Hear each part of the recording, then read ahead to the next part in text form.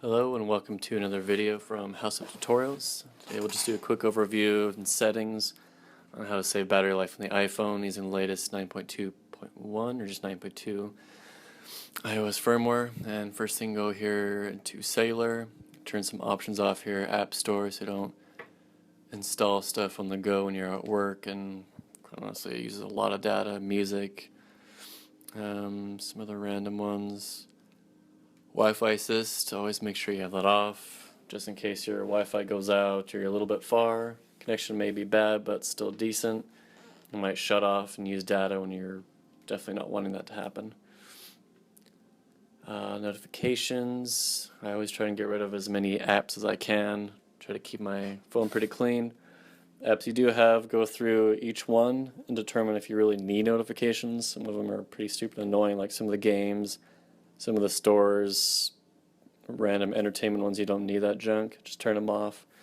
Go in here, turn them on and off for each one. And let's see, I always keep alerts on. Don't really get them that often, but who knows? Could be good sometimes. And okay, coming back, control center, not much here. Access unlock screen off for security purposes. And coming back, go to general. Let's see, Siri. Don't really use Siri ever, except when traveling for directions, so I just keep that off. Sometimes I accidentally try to double click. Sometimes does Siri, so it's annoying. Display search, not much in there. Installed apps, suggested apps, based on your location and app usage, obviously to use battery life. CarPlay, no, nothing for CarPlay. Accessibility, not much here, just customize the look of it, such as invert colors, grayscale if you want black and white. Put a darker theme, but it makes everything look terrible. So, and let's see, going down, reduce motion.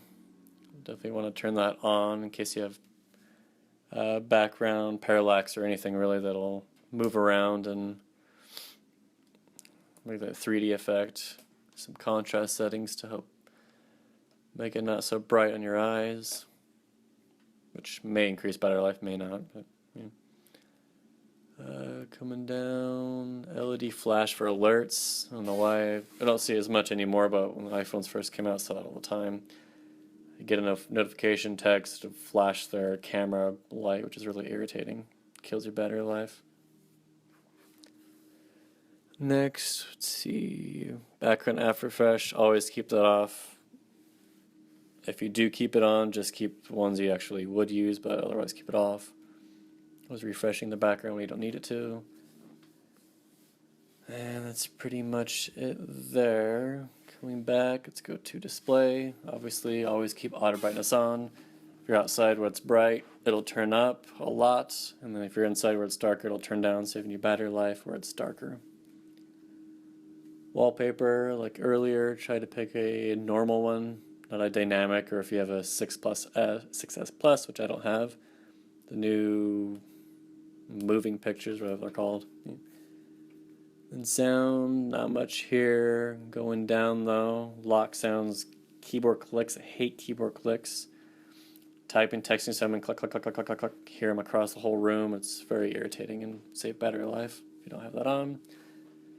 Low power mode, never used it, but I probably would if I was under 10%. Battery usage, good to see. Sometimes I'll see an app on here that really should not be taking that much. So I can reboot it or delete the app, reinstall it. Sometimes that helps. Weird happening there. And coming back to privacy, location services is a huge hit for battery life. I remember changing these a while ago, and it had at least an hour or two of battery life throughout the day. Go through all your apps. A lot of these you don't need on ever, sometimes while you're using it. Very, very few always, such as weather. Even then you could probably turn that off or just while using. And services, some I like to keep off. HomeKit, don't use that. Ads, obviously you don't want that. Spotlight, frequent locations you can turn off, but I probably will eventually turn that off. Obviously, I don't want to report anything to Apple, improve maps, routing, popular diagnostics, constantly sending data back using data, battery life, and not very much privacy because they can track you pretty much wherever you are. And coming back, see, you can have specifics for all the apps. One I keep off is fitness tracking, so it doesn't track your counts, or your step count, how far you walk. I mean, if you really want to use that, you can, but I keep it off. Once again, diagnostics don't send to Apple. Advertising limit ad tracking, not sure what that does, but it sounds like a good idea. And let's see, coming down, next we'll go to, I will go to mail, contacts, calendars. This is a pretty big one if you use the default mail app, which I use. Fetch data, always turn that off so it's not constantly looking for new mail. So I just have to go in there and manually refresh it, or I guess you could do it hourly if you have important emails you're looking for. Let's see, what else here? Books. That's pretty much it. There's a couple other small things.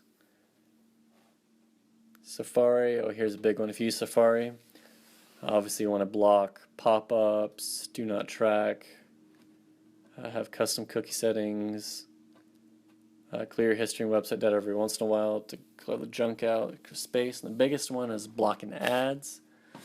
Well, I just picked a free one here. I don't really know if it's any good or not, but it does help a little bit. Blocker Plus saves battery life, saves data, more screen real estate with less junk on there. Definitely helps. And that's pretty much it. I mean, you've got music, I guess. Last here is EQ settings, equalizer. Just normal, you don't have to change the bass and all that junk. Saves battery life, and you got all the apps normally at the bottom there where you can have custom settings, and then you've got photos and camera here. iCloud, photo library, automatically upload, no thank you. One of them is only if it's on Wi-Fi, so it's not too terrible. Video settings, lower, obviously, smaller size, and less battery life, but still quality is pretty amazing. So that's it, just a quick run through here. So it was a little bit long, but there's a lot of tips here. I'm sure there's many others I don't know about, but this will easily save you a few hours on your battery life. Thank you, subscribe, and see you next time.